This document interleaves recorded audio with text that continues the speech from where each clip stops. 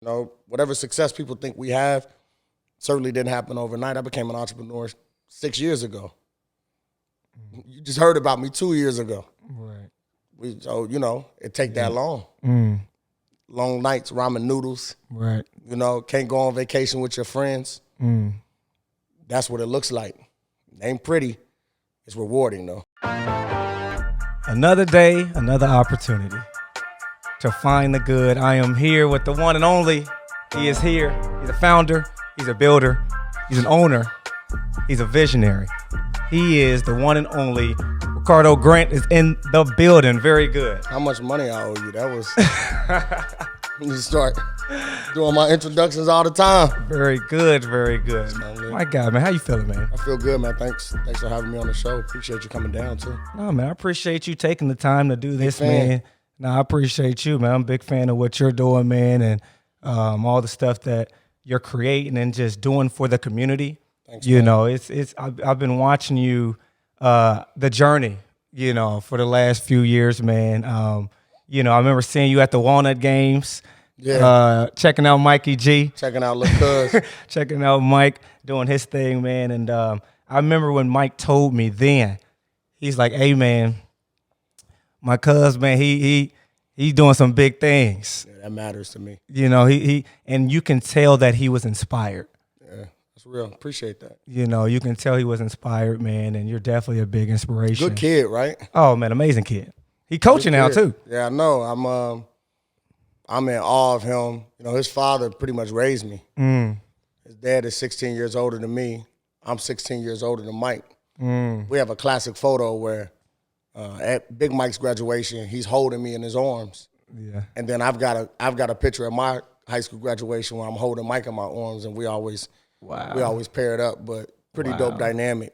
Yeah. The environment between uncle, nephew, and now Lil Cuz. So, yep. Wow. Yeah. Nah, that's amazing, man. And you know, and that's what it's all about, right? For this show, man, is trying to dig deeper, right? That's like the slogan for what we're trying to do is digging deeper to find the good. You know what I mean? Even in the midst of, like, you think of a rotten apple, right? A rotten apple, usually we'll look at that and just throw it away, right? Without realizing if you dig inside of it, there's still good seeds inside of a rotten apple. Yep. You know what I mean? And so that's what I want to do, man. I want to dig deeper in your story, in your journey, to find that good. I'm happy to do it. Open book. Let's go. Radical transparency. Let's go. All right. So I want to start the kid who was laying drywall. Yeah. The kid who was You went. you know something. I dug deep. I dug a little deep. The kid laying drywall. The kid shoveling snow for money. Yeah. And the kid who would say, drop the dictionary. Yeah. Oh yeah. For real. I want because those are the seeds. Yeah. You know what I mean? Those are the seeds. That's the beginning. So Yeah. let's talk about the beginning right there. Yeah. You know, like the drywall story. My father hangs drywall. He's one of the coldest in the game. You know, it's a common joke amongst the neighborhood I grew up in, South Avondale. We call it Big Block, corner of Vine and Forest, right where Richie's is. That I don't know how to hang drywall, right? My father, he kept me away from the trade. I didn't necessarily understand why, but he was big on education. Both my parents were big on education, and finding that path. His father hung drywall, right? So, you know, he used to always tell me find ways to work with your head and not your back. You know what I mean? He's 63 years old now. He still can do it. You know, but that's a blessing. You know what I mean? What I didn't know as a part of that journey was that even though he was a union worker earlier in his days, he became a business owner. That was my first look into entrepreneurship. And I still didn't understand it probably until about midway through college. And my whole goal in life was to get a job, work that job for 30 years, and retire and chill out. I learned later that we don't live in that landscape anymore. People can still do that, but it wasn't my life's journey. And when people ask, like, how did I catch that entrepreneurial bug, I always pay homage back to my father, even though he didn't share his entrepreneurial journey with me. He was doing it, and I just think it was in my blood. You know what I mean? Tell people I'm a much better entrepreneur than I am employee. Right. You know? I used to slack off all the time. Sorry, former corporations that I used to work for, but that's the truth. Yeah. No slack now, but come from the mud. No pun intended. Yeah. Drywall mud, but yeah, it was good. It was good. Well, and that's the thing though. Like you talking about like the being out of job and slacking off, and a lot of times what it is it's not that we're lazy. We're just not interested. Yeah. We're not passionate about what we're doing. Yeah. You know what I mean? Fulfillment comes in many forms. You know, the reality is it'll probably take me more time to generate generational wealth than had I stayed at one of those corporations, became an executive, got stock options and so forth, but I wasn't necessarily fulfilled, Stu. You know, like I wake up every morning, 4:30, excited. No matter if it's snowing, raining, sunny outside, none of that really matters to me because I know whatever work is going to get put in that day is going to reflect an outcome that is unexplainable. How you touch people's lives, even in an institution like this, how you make people dance, it's way more dynamic than a 9-to-5 taking home a paycheck. Now, I'm not knocking that because we need that too. But if that's what fulfills your purpose, that's why you should do it. Just didn't fulfill mine, which is why I do what I do, you know? And see, that's why you got to be careful. That's why you got to be careful of the advice that people give you. You know, because one thing I heard one time that really stuck with me is somebody said, just because they love you doesn't mean they give you good advice. You know, and so somebody will be fulfilled with something and think like you should do it too. You know what I mean? Like you should do it. Like you should do this, you should do that, you should work for 30 years, like you said, and get the benefits and stuff like that because it fulfilled me. So you should do it. Yeah. Right. And so that's why it's important to really know what your purpose is. Yeah. It's funny you mentioned that. I was watching something the other day, and there was a gentleman in the UK, and the newscaster asked him, what advice do you have for the next generation? And his advice was kind of odd, but I got it. And it was like, I really don't have any advice. I would just say fail hard, right? Like fall hard, because that's where the lessons are learned. You know, you could tell somebody about your life's journey, but it's not their life's journey. Will Smith wrote about this in his book. He literally says, how could I possibly give someone advice? You know, you haven't lived tomorrow yet, right? So, you know, everybody wants it, and it's great to be able to talk through things. But those who are truly seeking advice, if you're having a conversation with somebody, it kind of reveals itself as you're talking. Right. You can answer your own questions. You know what I mean? Yeah. We still failing every day. Every day we sense failure. Just gotta learn to deal with it, man. But see, that's what keeps people from doing it. Facts. Fear. That fear of failure. Yeah. That fear of failure. You know, because ever since we're kids, right, I think we become programmed to run away from the feeling of disappointment. You know, the fear of failure, or you don't want to fail. What if you fail, right? And what should be said is, instead of what if you fail, is when you do, this is how you. Well, it's inevitable. It's truly inevitable. And you can't cheat the system. And the system is you're going to have failures in life. I just said this yesterday, leveraging social media in the way that I do it, which is try to inspire and educate and say things that are close to my heart. I literally said for every magazine article that's written, every newspaper we've been in, I say we because I do have an army of a team, right? It's just not, the work ain't all on me. Every podcast that we've been invited to and every trophy that we have, if they did that same thing for the failures, I'd need a storage unit. Right. It wouldn't fit in my 2-bedroom apartment. I'd need a storage unit if they rewarded failure. We've been grinding a long time. You know, whatever success people think we have certainly didn't happen overnight. I became an entrepreneur 6 years ago. You just heard about me 2 years ago. Right. So, you know, it take that long.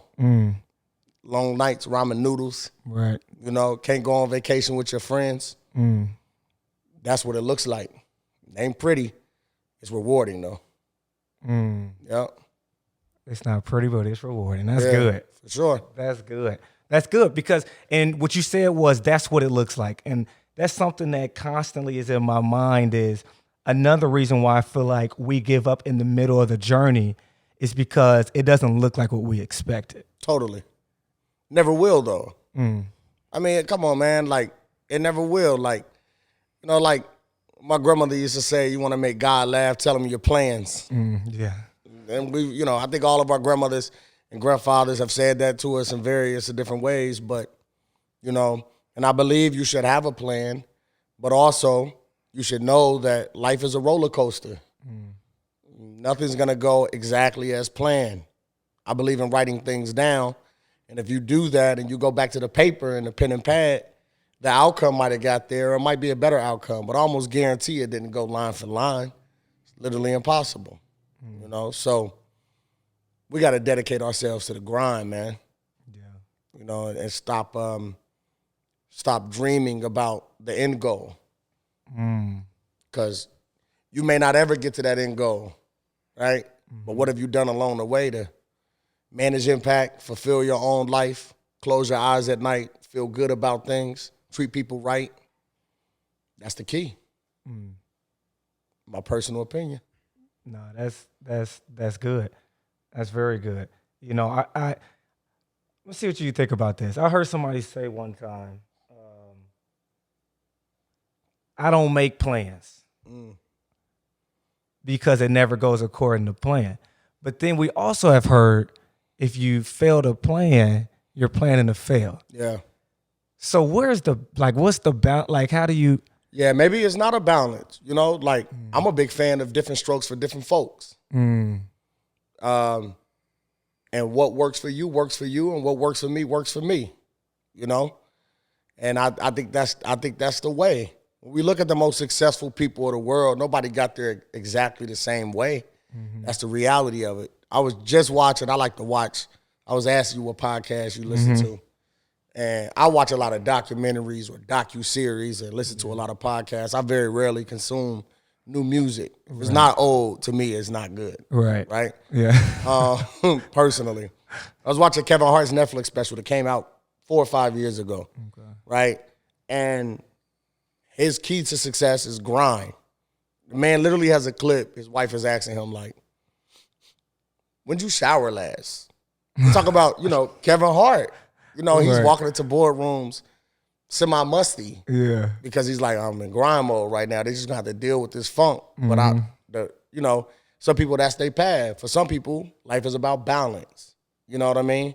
And I think you get the non-planning aspect when you say that, and they kind of just go with the flow, and they're what I call free dreamers. There's nothing wrong with that. I got friends like that live their life that way. Personally, I couldn't do it. I mean, my schedule is my schedule. I like to plan like that. But different strokes for different folks. I don't think there's a one answer to everything. And that's another area you got to be careful with the advice. Take it with a grain of salt. You know, for the young culture leaders, creators, and entrepreneurs who listen to this, going to listen to this episode, take it with a grain of salt. You got to do what works for you. There's magic in that, you know. So how don't knock it. So how do you find out what works for you? Trial and error, failing, this idea of failing forward, you know. Y'all bump your head.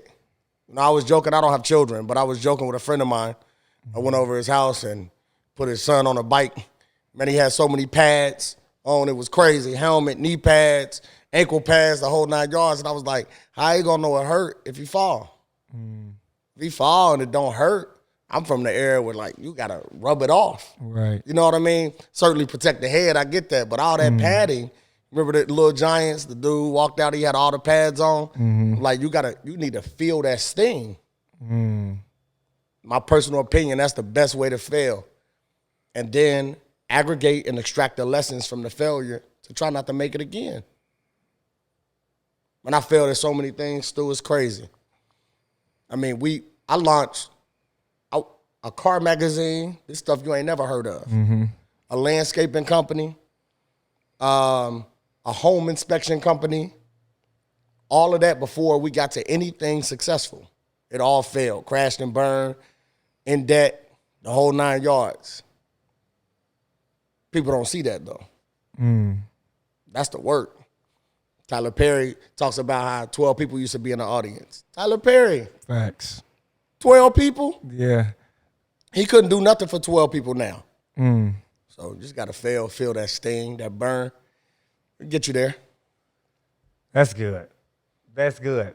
That's very good. Because just metaphorically, the helmet, the pads, I feel like we're in a time where the kids, the youth, we don't want them to feel the sting. Yeah. And it's really hindering them. It's keeping them from learning the lesson. Yep. And we think we're protecting them when really we're hurting them. Yeah. You know, the idea of tough love in my household that I grew up in was, you know, if you walk downstairs and you got on an ugly shirt, let's tell you that you got on that ugly shirt before you leave this house, because the world gonna let you know. Facts. Like, man, don't wear that shirt, man. Right. You feel me? And like, you're gonna feel away. Yeah. You're gonna feel away. Like, I like this shirt. It ain't doing what you think it's doing. Right? Because then we live in a soft society now, and that's the reality of it. But a lot of that trails back to the fact that we're just, I said at the beginning of the show, radical transparency. That's what I believe in. I expect for a team member, an employee technically, which I don't call them, but a team member of mine to let me know if I'm unprepared for a meeting. Like, man, it was off today. Let me know. How can I correct the behavior to be greater if don't nobody tell me? And it could be family business. You know what I mean? We don't do that no more. We let people go. We let them slide. And I think it's a mistake. It's going to be hard to groom leaders out of that mentality. It's a fact. Yeah. Yeah. Because one of my favorite quotes too is when it was talking about kids, but it's for people in general. And what they were saying was kids need to be disciplined by people that love them before they get disciplined by people that don't. Yeah. It's a fact. It's family business. Correction is, and to be honest with you, I'll be 38 years old in a few months. I still got kid-like behavior in me. I still make mistakes and wonder the next day, like, that was childish. Key word, childish. Childlike behavior. It takes a village, man. We hear the notion of no yes men or yes women, right? That's a fact. Failure is deeply rooted in that. And not having somebody to check you. Not feeling a sting, however that may be. So I'm big on that. Put your helmet on, because, you're going to fall. And that's the reality of it. Yeah. I mean, you know it. You coaching right now. Yeah. Yeah. At one of the most prominent schools in the state. High academic demands. You get it. Yeah. Yeah, and that's the thing.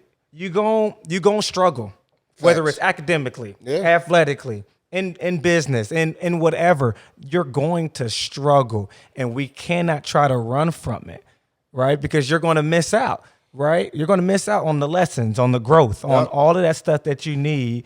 If you quit because you got 12 people in the crowd like Tyler Perry, you see what I'm saying? If you quit because you started a business and it failed, right? You'll never get to where you can end up being. This is a fact. You talk about quotes. The Denzel quote: "Ease is a greater threat to progress than hardship." That's real talk. Yeah. Man, I went to school. I'm coming up. This is embarrassing to say. 20-year high school anniversary, right? And I was joking with some friends. I was like, I don't know if I'm gonna go back. And I went to a predominantly white high school. They're like, man, you gotta go back. They gotta feel it. And I'm like, y'all crazy. They gotta feel it, right? But I see people from time to time that in high school, they peaked or they appeared to peak, right? Because they had an easy life. And I'm looking at them now like, what you doing? You know what I mean? Like, how you moving, how you shaking. Ease is a great threat, man. Pair that with what the kids is dealing with now that we didn't have to deal with, social media and instant gratification. we're in a state of emergency, man. Me and Means was just talking about this. We're in a state of emergency. And the next generation below us, they actually smarter than us, in my personal opinion.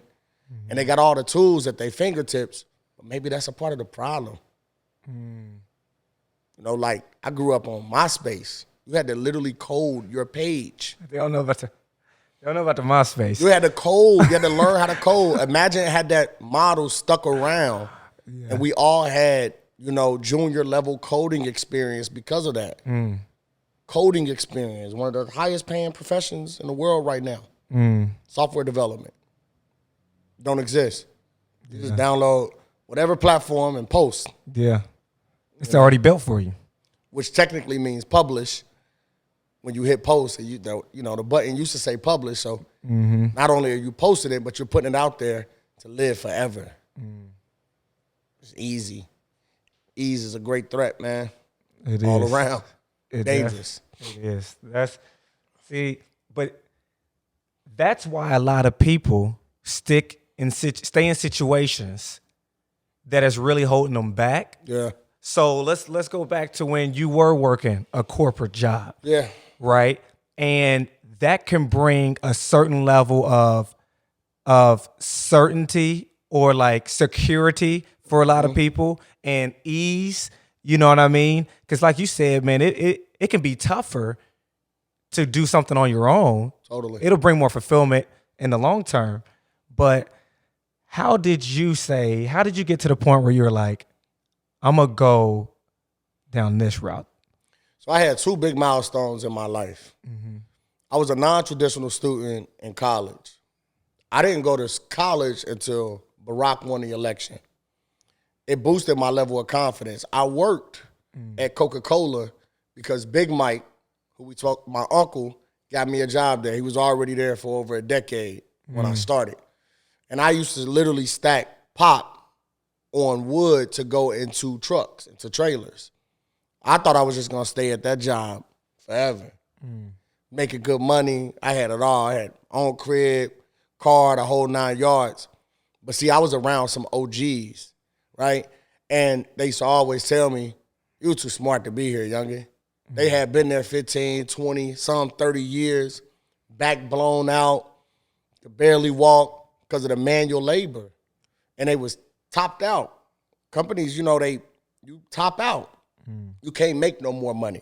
Imagine working at a company for 7, 8 years and topping out, making that same amount of money for another 23 years into retirement, right? So they telling me to get out of there. I still wasn't listening. I got the self-esteem when I watched a black man win the election. I was like, this is crazy. I enrolled in college that very next semester. At the time I was dating a girl who's one of my best friends. Shout out to Brina Mall. She lives down in Atlanta. One of my best friends to this day. She was in school at the University of Cincinnati. She from Akron. We was kicking it, and she was telling me, like, some of the things that I'm doing, you could do in your sleep, right? You literally are book smart. So then I enrolled in school. From there, things just shifted. What happened from that point is I started to really follow what I call the bet on yourself culture, right? And I'm watching these moguls who I idolize to this day. And, you know, it's cliche, but it's Hove and it's Diddy and it's this person and that person. And I never aspired to be at that level, to be frank with you, but I just wanted a piece of the pie. And I just decided this is time, you know? It used to keep me up at night, though, Stu. Like, I would literally stay up at night. I couldn't sleep thinking about the tens of millions that I was making corporations, right? And if I just had a fraction of that, if I could build something to it that could equate to a fraction of that, I would be fine. That's how it started. I got fueled along the way. I had 2 brothers in the penitentiary. I knew they was coming home to minimum opportunities. So I'm like, yo, how can I position myself so they could work for me? And we could build out something special together. And literally, Stu, that's what we do today. That's the grind. We all partners in these ventures. And, you know, you gain ammunition as you move. I'm still getting it to this day. I'm still getting it. It could be something as small as driving past somebody and saying, I like that. We all got that in us. I want that. To something as big as, you know, I want to change the culture and in the city that I live in and born and raised, where I want to keep promises that I made to my grandmother before she passed about how I was going to shift this and how I was going to shift that. It burns every day inside of me, so I just keep going in that fashion. First of all, that's legendary. No, I appreciate it, man. I'm going to tell you why it's legendary. Because, you know, I love quotes, right? I'm into reading and all that stuff. I watch podcasts. So one man's obedience is connected to so many other people's destinies. That's facts. And for you to even have the thought process and the mindset of, you know what, I'm going to position myself so that the people that are connected to me can now be able to build with me as well. Yeah. That's leadership. Yeah, it is. It don't always feel like it. Mm-hmm. You got your growing pains through that. I don't want to sit here and act like it's all, you know, peaches and cream, because it's not. It's a daily struggle, especially when you're trying to bring people along, right? Yeah. And it's even harder to let people go. But it's so necessary. It's so necessary, you know, and you got to find peace within that. Yeah. You know, I've been in positions where we have to, you know, close friends or family members, I have to disconnect myself from them on the business side because the business has to come first. This is my livelihood here. Right. And other folks. Now we got like 36 employees. It can't not work.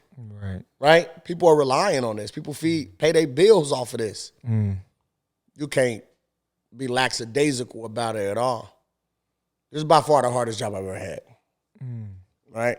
Yeah. It is. When you talk about the leadership piece, you become so much more. You become a therapist.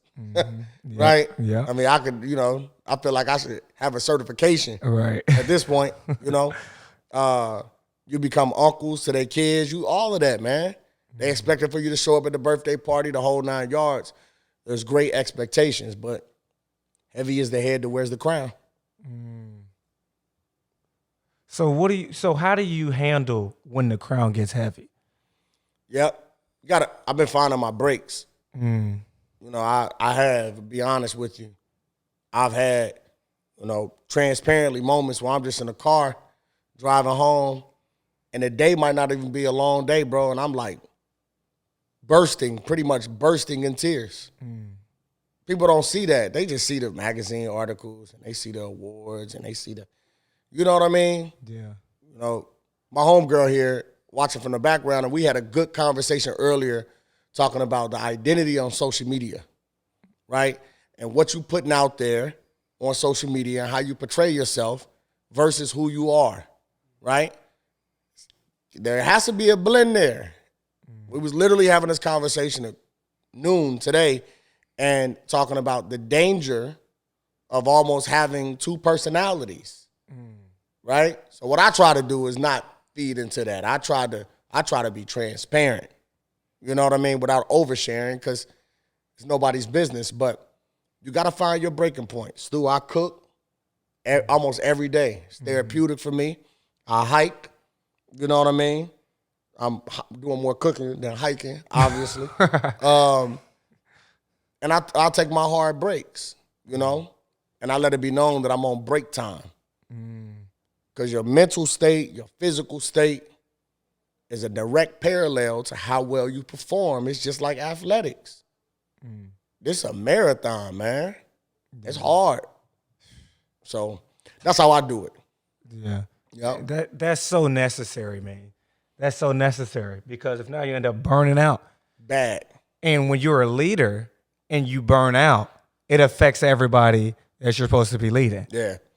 And things like money ain't gonna save you. You know, people like, well, I ain't never gonna burn out on this bread. You'll still burn out. And that's just going back to why a lot of us stop in the middle of, because you'll see people that it looks like they're succeeding. Man, bro, you got people committing suicide. Yep. I mean, let's talk about it. You got people literally ending their lives, and hours before that had the biggest smile on their face that we've ever seen. And we can't speak to the why, but what we know for a fact is there's no way you were in a good mental place, right? That's what we know. So, man, none of us are above that. None of us are above that type of those thoughts and tendencies and the feeling of self-doubt and the feeling of being alone and things. None of us are above that. Human beings were all made equal. So we got to do everything that we can to take care of that.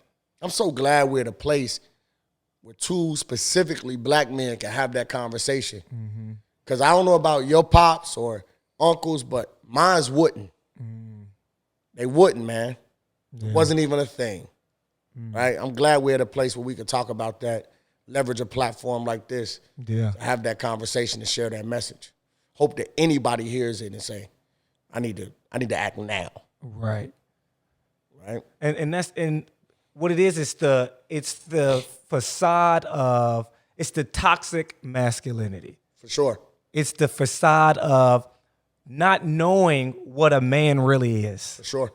And having this idea of, okay, well, real men don't cry. Real men don't show their emotions. They don't show their feelings. Yep. Real men, what you feel what type of way? How your feelings? Feelings? Right, yeah, that's real. Nobody care about your feelings. Right. You know what I mean? You supposed to tough it out. You supposed to keep going. You supposed to whatever. You can't have no feelings. Yeah, we're starting our growth with that mentality. Definitely not maximizing our potential. That's all we have is potential, right? But that's a real thing. It's a real thing. I'll say it right here. Twice a month, therapy. Very expensive. I still do it because, and shout out to my therapist. I love her to life. Half the time I feel like she's telling me her problems, but we get to a place. Yeah. Man, you got to talk to somebody with an unbiased opinion, and you got to have people around you who you can talk to. If there are people in your life who you feel like you can't be around in your most vulnerable state, they should never be around. You got to cut that dead weight, right? I'm a big fan of, if it's not serving me, I don't want it. Call it selfish. But if it's not serving me, I don't want it. It's not good for me. You can't teach me a lesson. If I can't call you when I got a flat tire, because that's what I'm going to do. Right. Then you got to go. Stu, the circle's so small, man. It's crazy. Yeah. It's small, tiny. Yeah. And I'll never change that method because it works. Yeah. And see, the whole, if it ain't serving me, then I don't want it. If this person don't have the right energy, the right mindset, then they can't be around. It's not selfish. Yeah. It's self-care. For sure. You know what I mean? For sure. It's self-care, man, because you can't afford to allow toxic people or toxic. It's a fact. You can't allow it to enter in. It'll affect everything and everybody. Yeah. I'm a big Drake fan. I'm light-skinned, so you know it is what it is. Drake is the president of the light skins. My favorite Drake line is, if you have a problem with me, you have to walk around it. It's self-explanatory. Yeah. Right? Especially if you're a good person and you're coming from a good place and you're trying to do things to better yourself and better people. In my case, try to better the culture. Yeah. But if you got a problem with me, you got to walk around it. Which means that, that's on you, bruh. That ain't got nothing to do with me, right? And I can't give it no energy and I can't give it no time, because the time and energy that I give that to you disables me from putting it in a place where it's going to benefit, right? We live in a crabs in a barrel culture. Everybody climbing on each other trying to get to the top. Not realizing that we can all build together. That's a fact. And we can all obtain a certain level of success together. Now, when you look at that chart, everybody not going to be across the board. We just, the article just came out the other day about 10 top paid or wealthiest black people in the United States. You had a homie that I ain't never heard of in my entire life, worth like $9 billion, and then it dropped all the way down to Oprah at like 3. Right? Big difference. Yeah. Still $3 billion, right? I think she's fine. Yeah. So, and I guarantee you they're friends. I almost guarantee you they're friends, right? We don't know, but I'm pretty confident they're friends, right? And that mentality works. So taking care of your mind, being good to people, keeping it lean, literally lean, energy, time management, all of that. I don't care what industry, entrepreneurship, your job. It is what it is, especially if you don't own a company. Man, 5 o'clock, gotta go. I gotta take care of me. That's the key. Major key. Yeah, for sure. Can't pour out of an empty cup. Can't do it. Definitely not. Can't do it. All right, I like reading books. I love audio books. Yeah. Especially when you're on the road. I love audio books too. So yeah, you can be in the car, you can be no working pages. out. Yeah, you could be and still get the same messages. And the best ones is when it's the actual person that's doing the voiceover. Yep. That's always the best, because they can give you the emotion. Yeah, you feel the actual story, and the emotion. So recently, John Gordon is an author. Yeah, I'm familiar. I've read all of his. The Carpenter is very good. I've heard of that. I haven't dug in myself, but I've heard The Carpenter is very good. One of my favorite stories in that one is it was a carpenter and his son, right? And they went to go shop for some wood, right, to build like these cabinets, right? And the father, they really was short on money, right? They were struggling a little bit. And so the dad, who was the carpenter, went to go get some more expensive wood, right? The more quality wood. And the son was like, Dad, man, I mean, I know we short, you know what I mean, stuff like that. The back piece, why don't you buy cheaper wood for the back piece? You know what I mean? Nobody's going to see Nobody's it. going to see it. Right, nobody will know. And the dad turned to him and said, I'll know. We'll know. Yeah. You know what I mean? And the lesson was pride in performance, which is something I say to my teams all the time. Pride in performance, right? Where it's not even about the other person. It's not about how other people will see. It's about you taking pride in what you're doing, right? And having the mindset of a true carpenter. Yeah. You know what I mean? Integrity. That's the word that jumped off to me is integrity. Yeah. No, man, I ain't too proud to do nothing. I come in here and I'll clean, and I go to the barbershop or the art gallery and I'll clean and I'll do this and I'll do whatever it takes. I have some aggressive talks with my team sometimes, and if they was here and they said if I had a teddy bear and it had the button in the middle of the stomach and you pushed it, it would always say this got my name on it. We got to do it right. This has my name on it. You know what I mean? Like the community, the people, the world, they associate this with me. So it's got to be done right. Right? I asked you before we started, let me turn them candles on behind us. Right? Make sure that it, you know what I mean? Because that's what they're supposed to be. It's supposed to be on. Nobody would have noticed. I would have noticed though. That's what I take from that story. That's real. That's very good. Especially when you build something like that, you build teams and you build cultures amongst the athletes and the attitude amongst the athletes. When you do build that, you got to protect it. You know what I mean? It matters. The one that hits me that I think you will like, did you read Will? Nope. That's crazy. I was just about to ask you about that because I saw that. Yeah. Yeah, Will touches me in a different way because the book itself, I felt like he was speaking directly to me. Right? And the thing that really resonates with me from that book is he has these conversations about him being a kid and him having like this imaginary mindset, right? And how he used to make things up in his mind, right? And it's funny because I was talking to my mom the other day. I don't mind sharing. She don't mind me sharing. When I was probably 9 years old, we lived in a shelter. We was homeless. Right? And we lived in this shelter, and all I remember is every night she would play this Keith Sweat CD, right?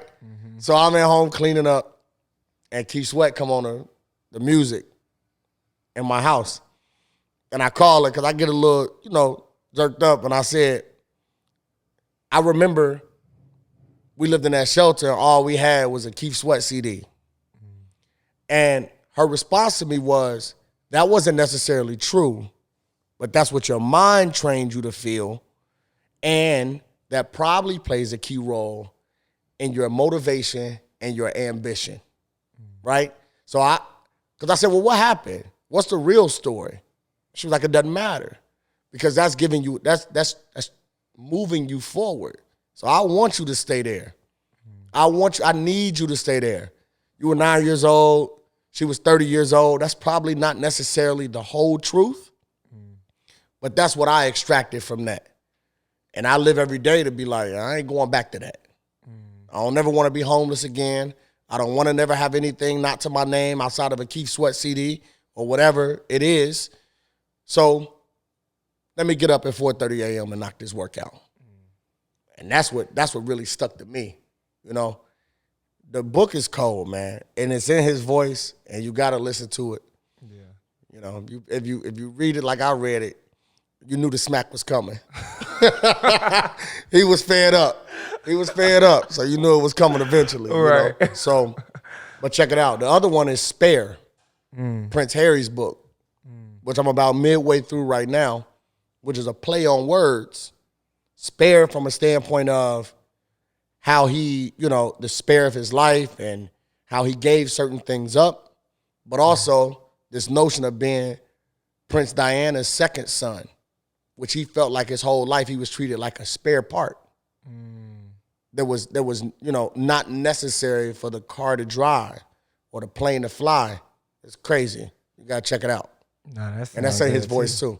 47 chapters though, so. Oh, very good. It's like Harry Potter. Yeah. It's like Facts. No, see, and that's just going back to the book Will.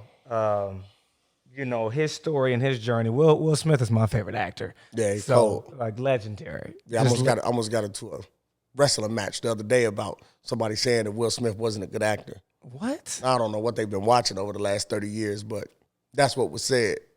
Keep going. No, that's crazy. I can't keep going because that's crazy. Yeah. But it's not though. At the same time, I'm gonna tell you why.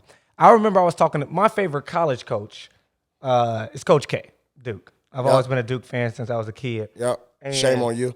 Oh, what you, North Carolina? Yeah. I knew it. See, that's the only type of person that would say something like that. Me, Mike, and Lil Mike. You know that? Oh yeah, he definitely like that too. Yep. See, I should have known. It's all good. But I remember somebody one time was like, Coach K not even a good coach.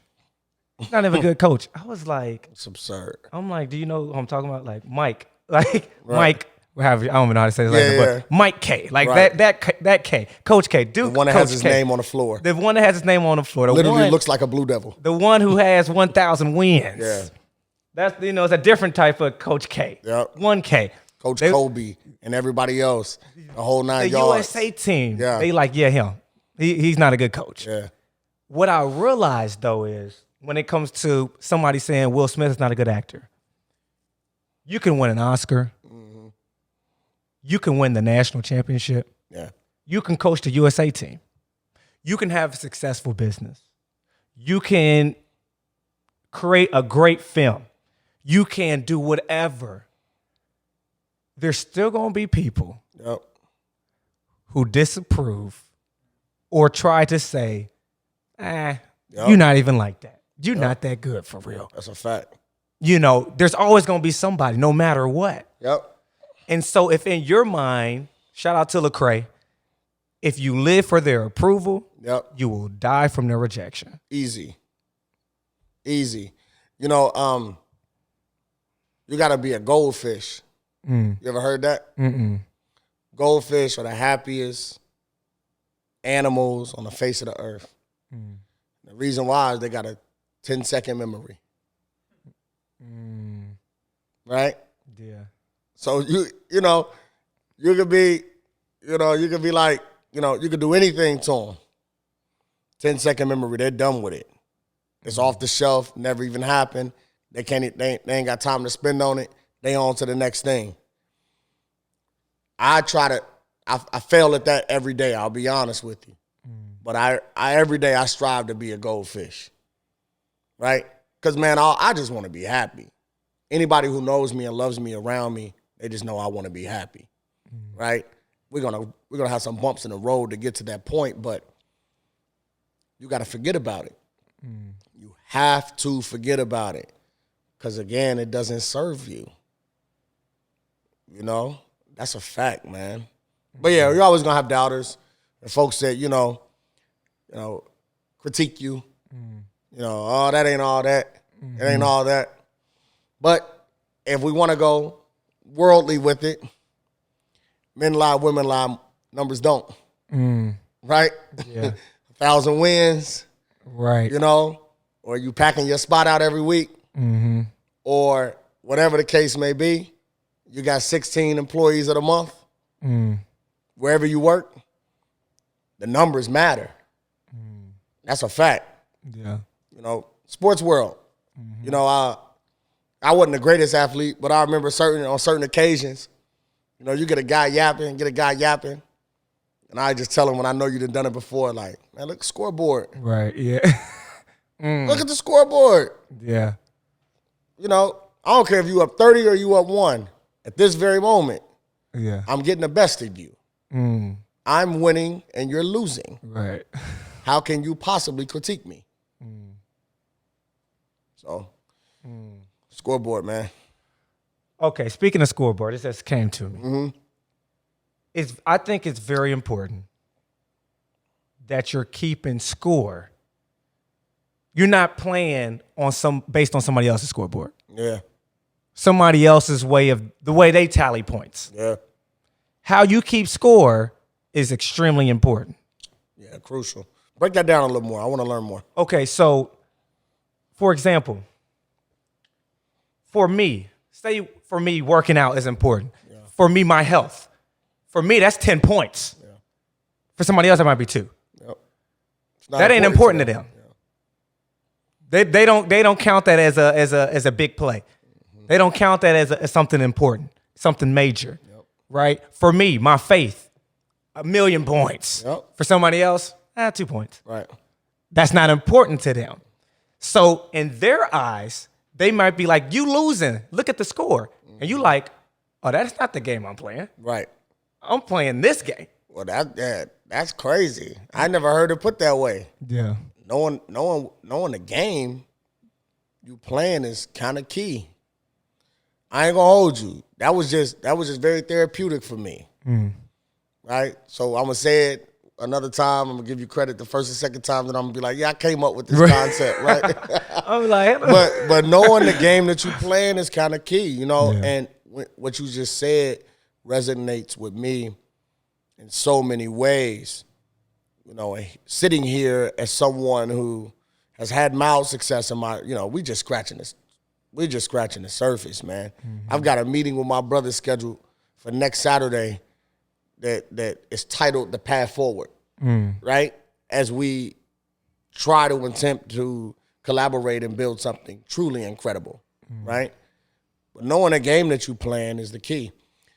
It reminds me, though, of something that has changed in my life. I grew up pretty poor. We ain't have much. My mom and dad made ends meet. We did what we had to do. But like we wasn't balling by any stretch of imagination. Up until about 7 or 8 years ago, man, I was so moved by money. So moved by it. I'm not moved by that anymore. The game has changed for me. It has. I was watching J.R. Smith's docuseries yesterday, which is one of the coldest docuseries I've seen in a while. Yeah. About how he playing golf now at North Carolina A&T and studying liberal arts as a mid-30 freshman, NBA All-Star. You know what I mean? Came straight out of high school the whole 9 yards. And how he's so satisfied doing that. So the game has changed.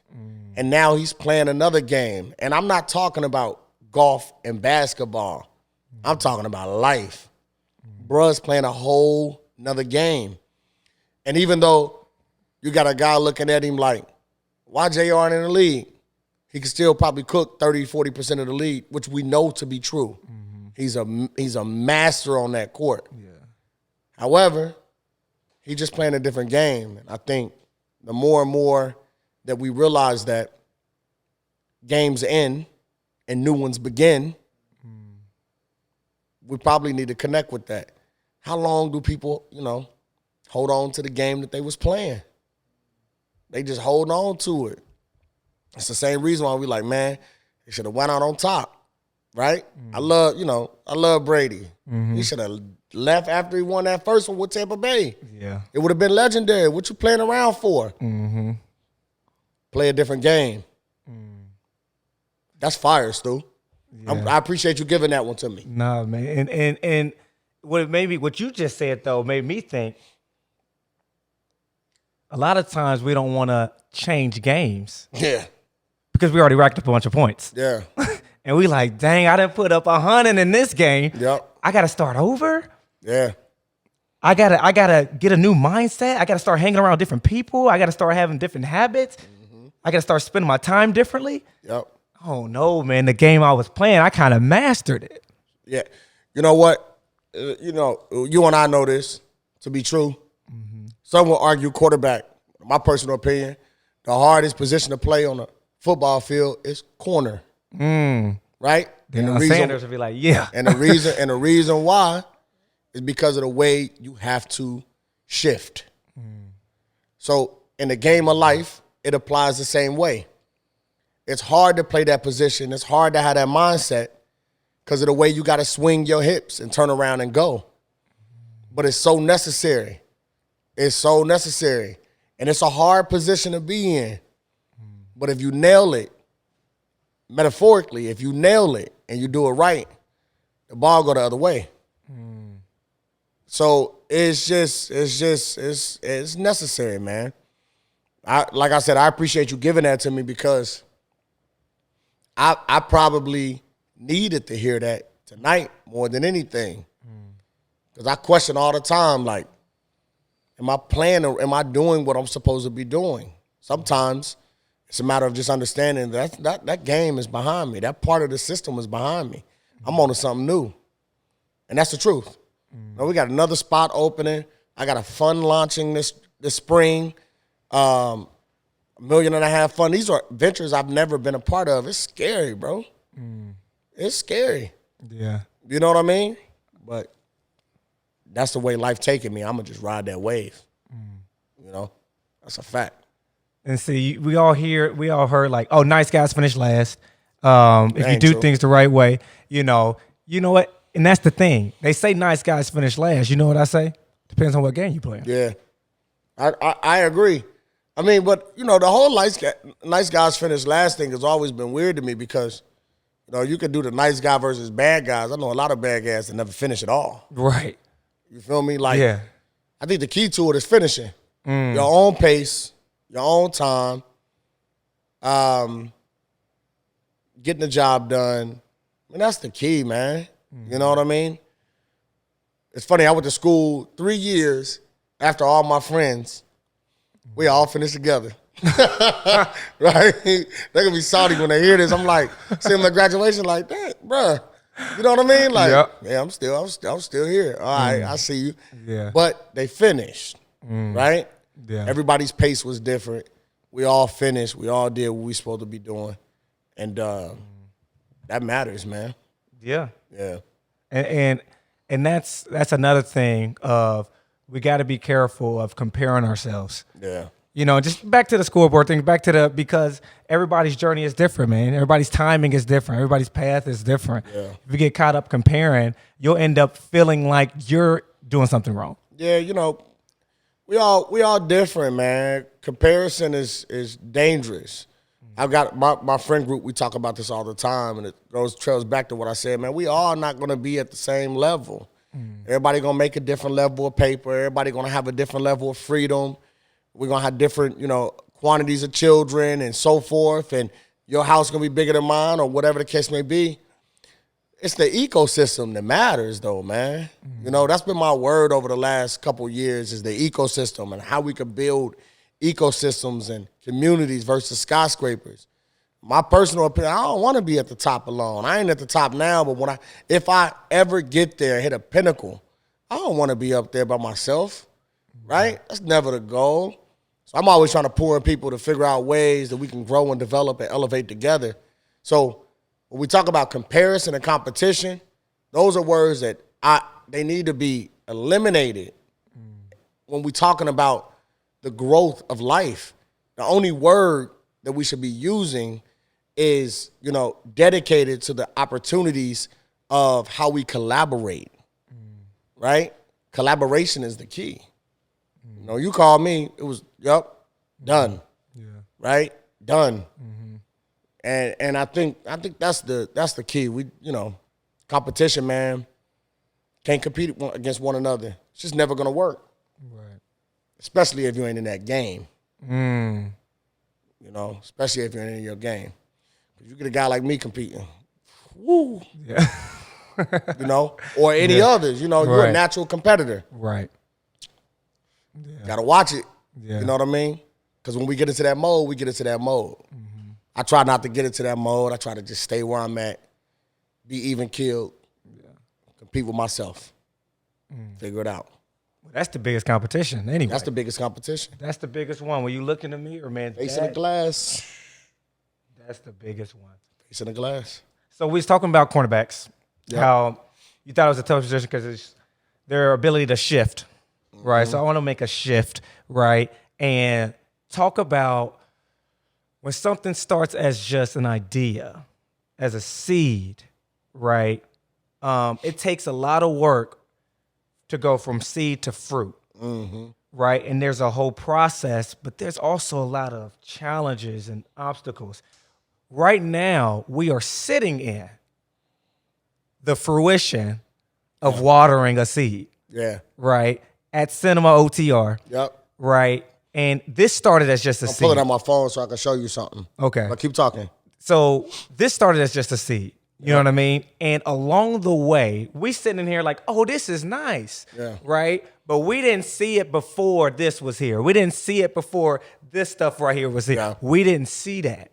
And we didn't see the obstacles of, because we all, I don't know if that's gonna be there in time. Yeah. Like what? We supposed to open up that stuff. That's the stuff that we don't see. Yeah, no, it's brutal. I'm showing you this, and I'll share it with you. This is what this place looked like 13 months ago. Wow. You know what I mean? Wow. Unrecognizable. Yeah. Wow. I do have I have a gift though, and I want to acknowledge this, and I say this not in a cocky way, but in a way just to acknowledge the tools that I've been gifted with. I am the guy that can walk into a building like that and see exactly what we're looking at right now. That's my gift. I knew that was going there. I knew this was going here. I knew what color it was going to be. I knew that plant was going to look like that, and Hove would be behind the wall. I knew exactly what it was going to look like, right? I'm into the rawness of things. I'm into the seed of it, as you stated, and building something that looks beautiful. It's funny, I don't really like being here when it's real busy. And the reason why, it has nothing to do with the fact that I'm getting old or I just don't like to kick it like that, but it has everything to do with the fact that when I walk in and it's busy, I can't see my spot. Right? Yeah. Like at nighttime, nobody knows that these are blue. Right. I picked this color intentionally. Right. But they look black and it bothers me. Right. I tell my photographer, turn the flash on. I need them to know that that's blue because our hand selected for that to be blue. Right? It's hard building something, nearly impossible.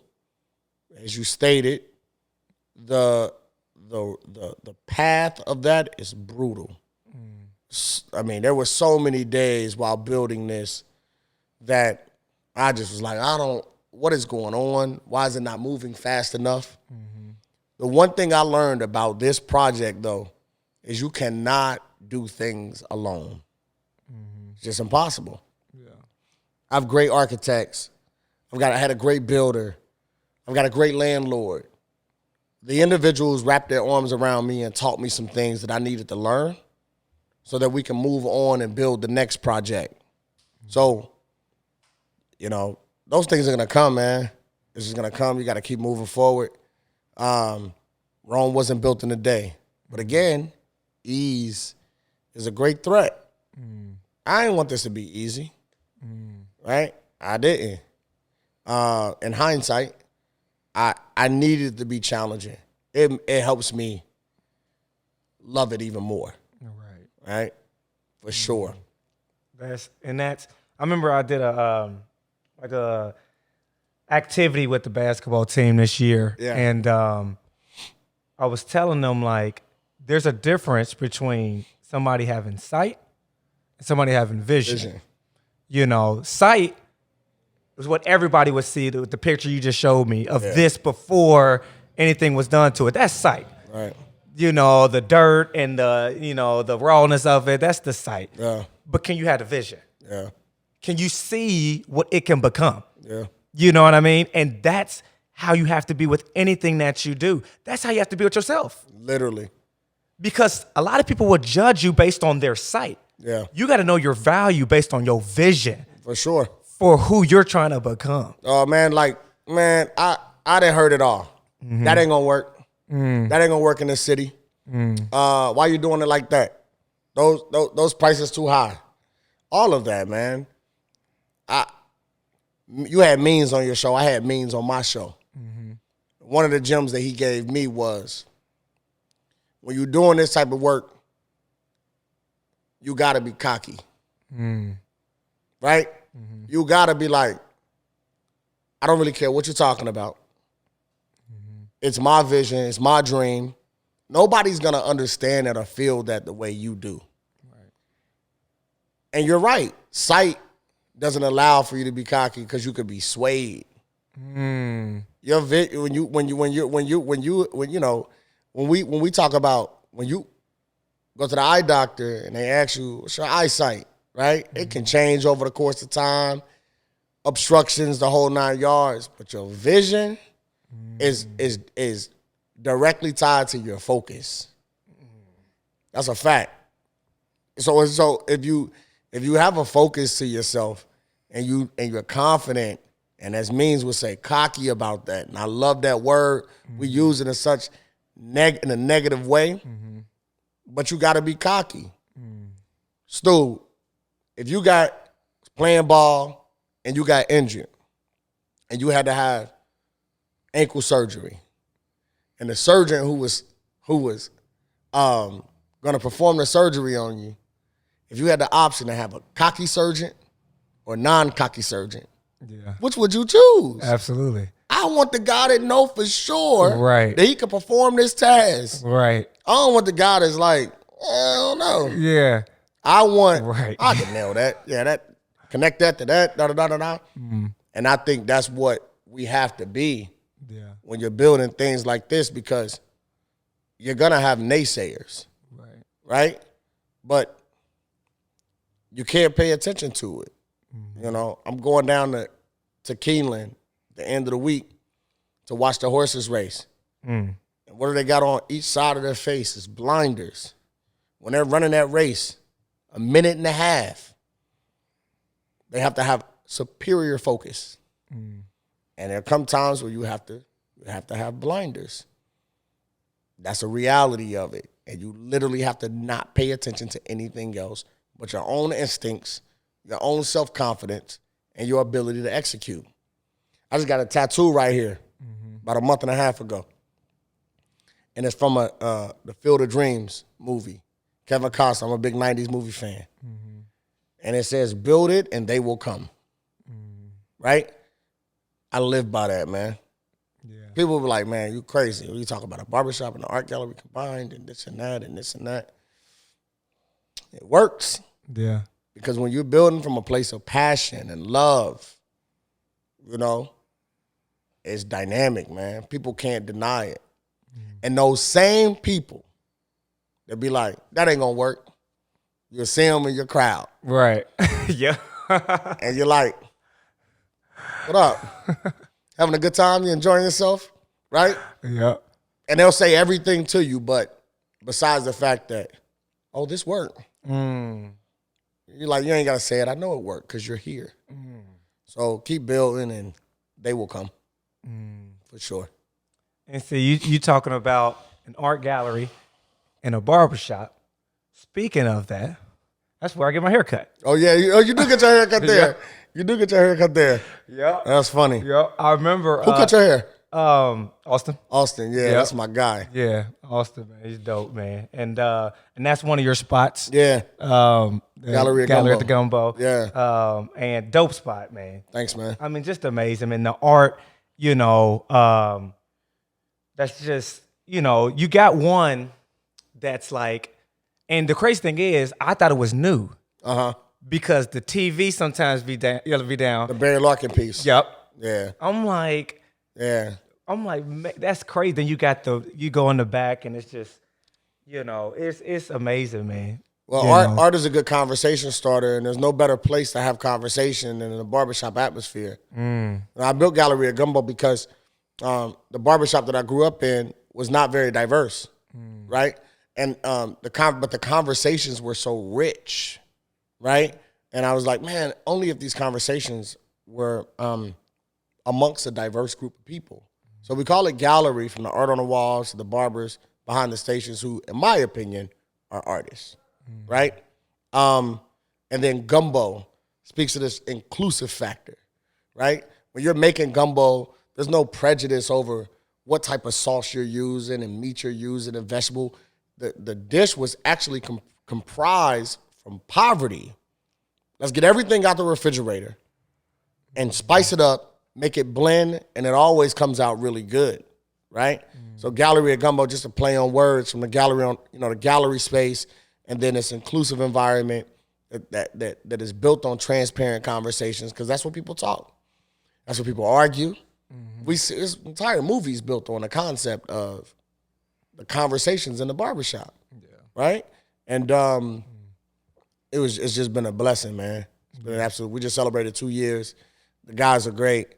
And it also allows me to connect with you. Like, so many people be like, I get my hair cut at Gallery at Gumbo.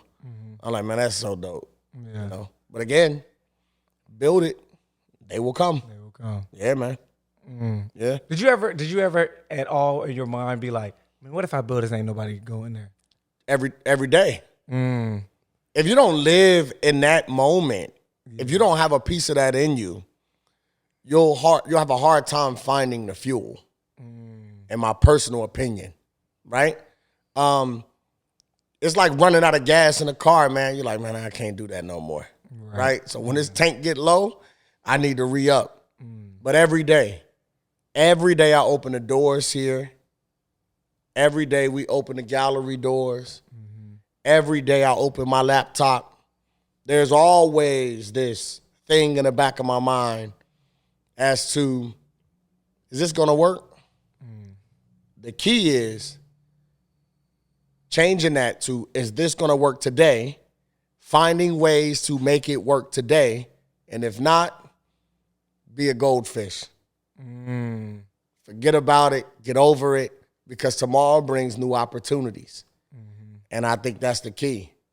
But again, man, I just try to come from a place with love with it. My team does a wonderful job at that, embracing my mentality. We treat everyone with respect. We support everyone, and we just try. And I think from a consumer standpoint, which is what we need to make the businesses thrive, they feel that. It's probably been the biggest marketing strategy that we have, is that they love us there. We're wanted there, because we do.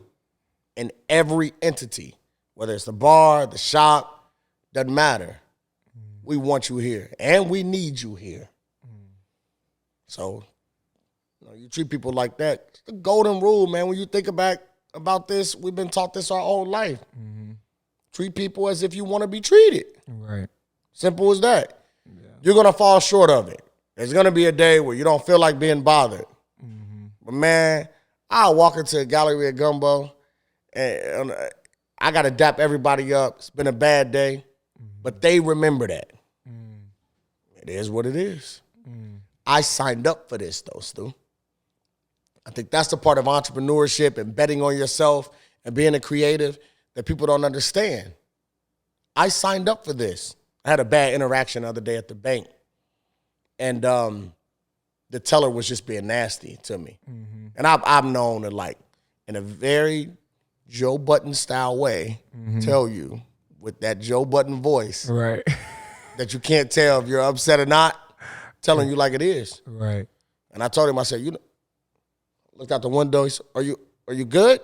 After he was getting smart, I said, I was just checking to make sure there were no bars on the window, because you could leave anytime. If you don't want to be here, you could leave. But you signed up to work here. So can I have my cashier's check, please? You know what I mean? Like, come on, bro. So that's what I try to do. I would have been salty if I was That's what I try to do. I do it all the time. Then I go in the car, and I'll be honest, I repent right away. Like, I ain't have to do all, I had to go in on you like that. But it do give me a little good feeling. You was looking out the window, he's probably looking too. Like, what is give me a little good feeling. But when you sign up for something, you sign up for something. Facts. You know, stay the course. Yeah. You can't complain when people want to have conversations with you and people want to talk to you and people want to congratulate you, or people, you know, you having a bad day, ain't got nothing to do with them. That's on you. You signed up for this. This your work. See, there was this lady, right? I don't know her name. I don't know where the video was at. But she was talking, and she was like, she was basically encouraging people and stuff like that. And she was like, now I want you to go and have a good day, right? She said, but if you, for some reason, can't have a good day, don't you dare going around messing up somebody else. Yeah, that's a fact, man. You know, it's a hard thing to master. Yeah. Maybe even impossible. But my personal opinion, if you can nail it, you know, if we talking percentages, like former athletes, old guys who used to play a little ball, you get, 73% from the line, you're doing okay. That's pretty solid. Yeah, you're doing all right. Yeah. You know what I mean? So try to get 73% from the line. If you can live your life that way, I think you're gonna be all right. Yep. That's very good. Yep. That's very good. Okay, so I saw you said that one of your favorite quotes, something that you live by, is closed mouths don't get fed. Yeah, my grandma used to say that. And that's her soul. Yeah, and so that's something honestly that I struggle with sometimes. Yeah. Is I'll have an idea, or I'll have something that, and one of the most dangerous things you can do is just keep it to yourself. Yeah. You know, is to keep it to yourself, and you can talk yourself out of a lot. Yeah. If you don't express it, or asking for help, or reaching out, you have an idea. Hey, you think that you can help me with this? Yep. First and foremost, dude, you did a lot of reading, because you in the weeds. You in like some articles a few years back. I appreciate that. Yes, I take those things seriously. I always try to be transparent, because you never know who they're gonna reach, right? And but that's a fact. My grandmother used to say that all the time. You know, she's from the South, and she used to always say that, like, closed mouths don't get fed. If you need something and you want something, then perhaps you should open your mouth. And how can someone help you if they don't know that you need help and support? It's been a great benefit to me. I was on a call earlier with a corporation that's supporting the Juneteenth block party this year, right?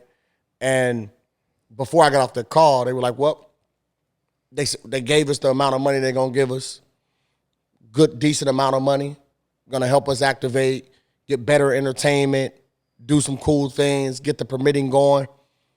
And I've learned to say, yes, there is something you can help me with. Are there any other peers from any other organizations that you feel like we should be connected with? Is there anyone in your seat with a different organization or company that you feel like could also give us a yes to this and help support the mission work that we're doing with Juneteenth Block Party or Black and Brown Faces, the art exhibition that we do with the museum? And almost all the time, the response is, yep, there is, right? But you got to think about that. If you do the math, if we talk to 20 people, we get 20 yeses, and each person asks that question, and they connect us with another 20. We've doubled up on resources, on contacts, on the amount of employees they're going to send out to these activations to make it look like a big, big deal so we can get the national recognition here in Cincinnati, Ohio that we deserve. So, yeah, man, how do you know? I'll ask for anything. I'll also give anything, right? But when someone is asking for you or asking you, how can I support you? Open your mouth. Set that pride aside, because growth is pride has no place there. It just doesn't. You will literally just stop growing. So I say what it is, man. Well, my grandmothers used to lay some gems. Both grandmothers used to lay some gems on me. And that stuff stick with me, man. I always try to pay homage back to them because my parents and my grandparents, they the ones who groomed me, for sure. That's very good. That's very good. And all right, last quote that I saw you say, okay, and what's really is more than you said I have an army. Yeah, man. And they allow me to do what I'm really good at, which is remain a visionary and seek out new opportunities for us to grow. The reason I related with that is, as a basketball coach, as a head of a program, it's important to be a visionary. Yeah. You know what I mean? It's important to have people around you that can help you build the vision. Yeah. You see what I'm saying? Because at the end of the day, right, this is very nice. This was your vision. Yeah. But I'm pretty sure you didn't physically put that up there. Yeah, no, not at all. You know, but you knew what you wanted it to look like. Don't know how I got up there, actually. But yeah, I know what you mean. Yeah, for sure. You know what I mean? Like, and so it's like, it's important, man, to have the right people to help you build your vision. And it's like, how do you make sure that you have those, or do you select, or do you, because that your vision is almost, I won't say it's in their hands, but it's in their hands. It's in their hands. It's in their hands. Yeah. It's like, it almost feels like handing the baby off. Right? For sure. Like, that's a real thing. So that quote, there's a famous Breakfast Club interview where Charlamagne asks Jay-Z on the Breakfast Club, yo, do you be changing diapers and stuff? And his response was, man, I have an army. You know what I mean? Yeah. And it was like, not that he's too good to change diapers, but could his time be spent in other places like prison reform? That's the trade-off, man. Yeah. You get what I'm saying? Yeah. Because there are certain things that he just has to do. And nobody else from his team can do it because that's not their vision, that's not their dream, or they don't have the platform, or whatever the case may be. But when you empower, and that's my word, my team empowers me. My team's super protective now. Like when you reached out, the homie, sure, we could have set this up. The reality, Jayla would have got salty had I did it on my own. Because Jada's like, I own your calendar. Own your calendar. Right. Right? If she sees something on there that she ain't put on there, right, what's going on here? Trust is the biggest thing for me. Yeah. That's what I've had to learn. If you're going to give someone ownership of something, you absolutely have to trust them to do that job. And then you have to be okay if they fall short of doing that job. Not okay in a sense where you guys don't have a conversation about it, right? Respectfully, obviously. Right. But you got to be okay in the fact that, wait a second, I can't sit here on this podcast and on this show with you talking about the 6 companies I tried to build that failed and then expect for someone in my own team not to have some shortcomings, right? So that's what we do. We believe in ownership. But also, when we get together and we start really building the coolest of things, man, we argue, we fight out of a place of love. I called the team out last night on a Zoom call. Why are we so unprepared for this call? It's like brother-sister tension because we have to breathe greatness. I know what we have in us, and we got to do that. So, I do have an army. I really do. A lot of people ask me, how do you do all of that? Right? Man, Stuart, the truth is I just hover. I just hover now. That's not a flex. That's the reality. Because that's all I should be doing. I spend my day bouncing around downtown Cincinnati, and I'm blessed for this. And going in my companies and being like, what up, everybody good? There are times, Stu, this is a true story. I'm on Main Street. I get to the corner of Main and 13th. Where my barber shop is, I'm knee-deep in my phone because I'm always on my electronics. I'm sitting at the traffic light, and subconsciously, I don't even realize where I'm at. And I look up to my right, and I go, oh, I own that. That's dope. Yeah. We got to get to that place as visionaries so that Austin and Trims and Trey can activate the way they need and will activate, and trust them to own that and dominate that space so that we can all grow and build together. Because I can't cut your hair. You look crazy. Right. You would have been way unprepared for the show, right? That's a fact. Yeah. But Austin can. But then Austin's relying on me to do what I need to do. That's the reality of it. Facts. And everybody's just understanding what the talents are, bro. And not saying that person isn't a visionary. They're just expecting for you to do it in this entity. That's the reality of it. And if you live by that, you'll have some wins. Yeah. You're going to have some failures, but you'll have more wins than failures. Right. That's for sure. Yep. That's very good. Yeah. That is very, very good. Yeah, because I remember I was getting my hair cut one time, and you know when you get your hair cut, you just chilling. You chilling, right? And I heard, oh, what's up, Stu?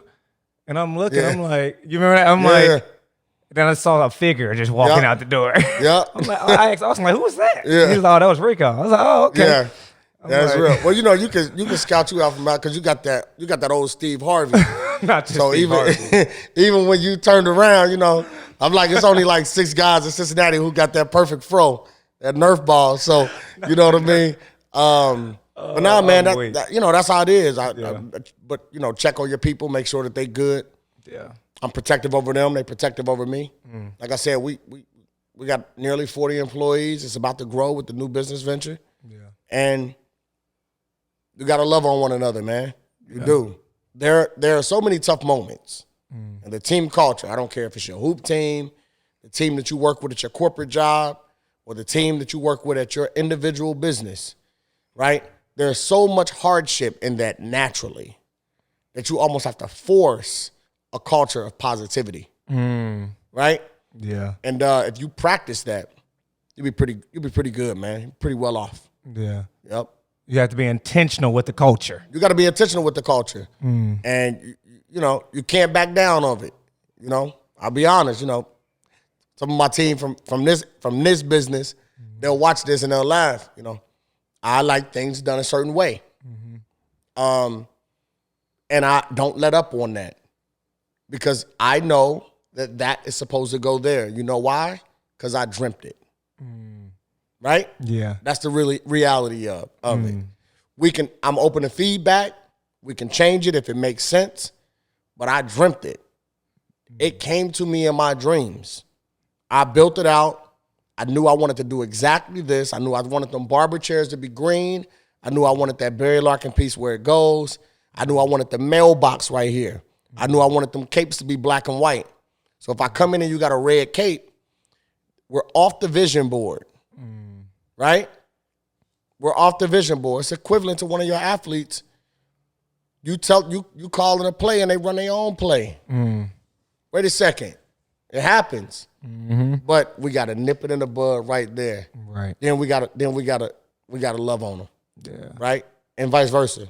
When you create that kind of culture, and that's forced culture in a good way, you gotta force that. And you gotta be intentional about it. Otherwise, things will get away from you. And you'll create something that you never meant to create. And that's horrible. Yeah. That's definitely the way to burn out. That's definitely the way to burn out. Happens all the time. It's hard too, though, bro. But you got to do it. Yeah. Somebody got to do it. Yeah. I'm gonna do it. Facts. That's for sure. Facts. All right, very good. Well, to end it, all right, I got the final four. Shout out to March Madness. All right, it's the final four questions, right? Just be quick answers. Yeah, happy to All do right. it. And so the first one. This is official, by the way. This is what they do on all the podcasts. Right, you know, at the end. Yeah, you know? yeah. For And sure. So, all right, social media, right? Instagram. We'll choose Instagram, right? All right, you go to your Instagram and you like, what is going on? I'm not following anybody. What happened? They changed it, right? You can now only follow 3 people. Who are you following? Woo, that's a thick one. Who am I following? I'm gonna follow my mother. Okay. She wonky on Instagram, but she's my biggest cheerleader. So I need her always in the fold, and I need to make sure that we're connected in that kind of way. My life is set up in a way now where, sadly, I don't get to talk to my mom every day, right? She works. I'm working on top of working. So we do connect a lot. My mom, like, literally hard-eyes everything that I post. I can post collard greens, and she gonna hard-eye it. Yeah. So I'm starting there. Eric Thomas, man. Let's go. To this day, Let's go. he's been Eric Thomas is like, I don't know, man. He just he don't miss. You don't. He don't miss. One of my college dreams before I left the University of Cincinnati was the book Eric Thomas, and we got that done. And he came and spoke to about 200 of us. And like I walked out of there, I just felt like I could run through a brick wall. Wow. The third one is kind of you know, controversial. Okay. Cause you know I'm a Cincinnati kid, love this city. I gotta follow my Green Bay Packers, man, for sure. I gotta follow my Green Bay Packers, for sure. Anybody who know me, when you set it up, anybody who know me, I was like, oh, I wonder what's going. The Green Bay Packers. Green Bay Packers, man, diehard Packers fan. Everybody who know me know that.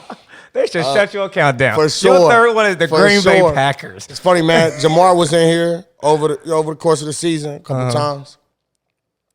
And he cool. I walked up to him one time. I said, man, you know, I ain't big on y'all, man. He just looked at me like, I know, man. I heard, you know. So I love the Bengals. Yeah. I want to see them win, except for when they play Green Bay. But Eric Thomas for the motivation, my mom for the human connection, and then my outlet and my ability to be an outcast every Sunday for 6 or 7 months out of the year in Cincinnati. Green Bay OVO jacket on, coming to the bar, and the Outer Bengals fan comes here and they just look at me crazy. That's what I'm following, though. Okay, very good. That's very good. That's very, very good. Yep. All right, you're driving Uber. Yep. Right, you're driving Uber. You pick up this kid. You know, y'all have a little conversation. Right. All right. You get them to their destination. Right. They're about to get out the car, and you look back and you realize, wait a minute, it's the younger me. The younger you is about to get out the car. You're going to say one final thing to the younger you. What you going to say?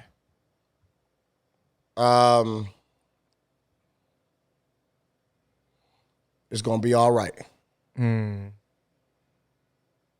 That's much deeper than what we got to talk about, but it's going to be all right. That's what I say. Nah, that's good. I felt that. I mean, Yep. I felt that way. Real talk. It's going to be all right. Yep. That's very good. Yep. That's very good. And it's something it sounds simple, Yep. but like you say it for all of know, us. If you know, you know. Yeah. You felt that before. Yeah. It's going to be all right. Yep. Very good. All right. When it's all said and done, you've accomplished. You talked about the skyscraper being at the top. You've done everything you could that you wanted to do, right? What do you want people to say in the end? Say in the end? Say in the end. Rico was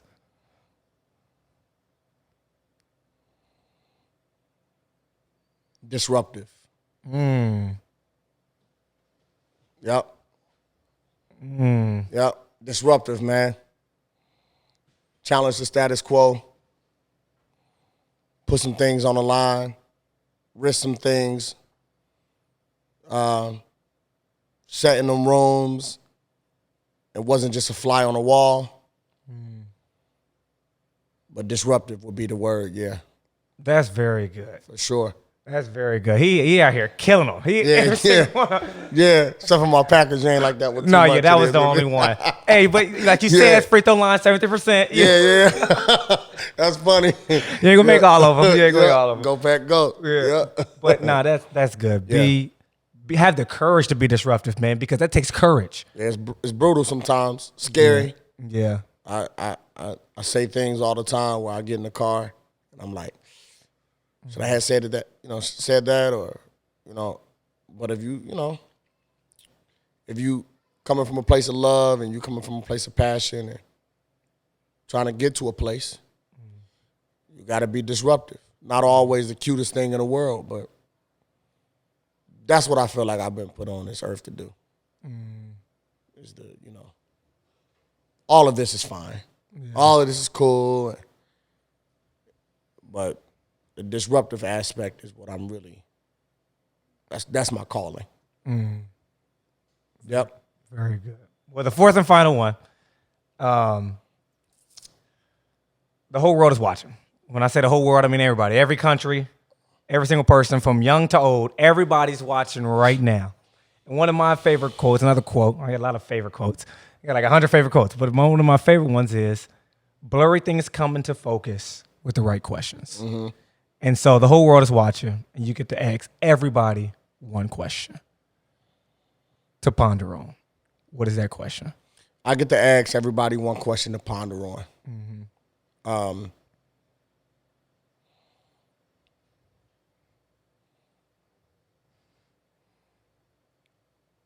It would be, what are you doing for you?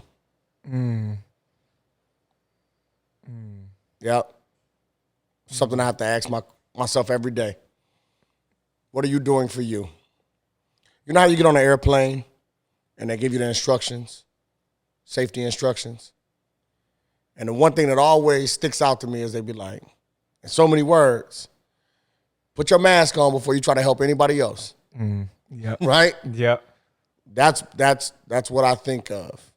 What are you doing for you? How can we possibly be helpful, healing, disruptive, or any of those things, if we're not doing the things for us that's so necessary for us to keep doing the work? Yeah.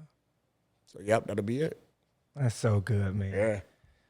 Man, I appreciate you, man. I appreciate you. This is, no shade. This is a lot doper than what I thought it was going to be. Nah, this fire, man. It's fire. That's good. You got a good thing going. You're very good at it, too. I appreciate it, man. Yeah, very good. I'm looking forward to the day where, I'm scrolling on podcasts and you got this incredible brand out there and you're doing your thing, because I know you're passionate and connected to this work. I know you work as hard as I do. Thanks for what you're doing with them kids, too, man. Appreciate you. Probably just as much as you appreciate me. Yep. My guy, keep doing what you're doing. Keep building. Keep creating, man. You already know. You're definitely inspiring. Yep. So, likewise. My guy. Thank you, bro.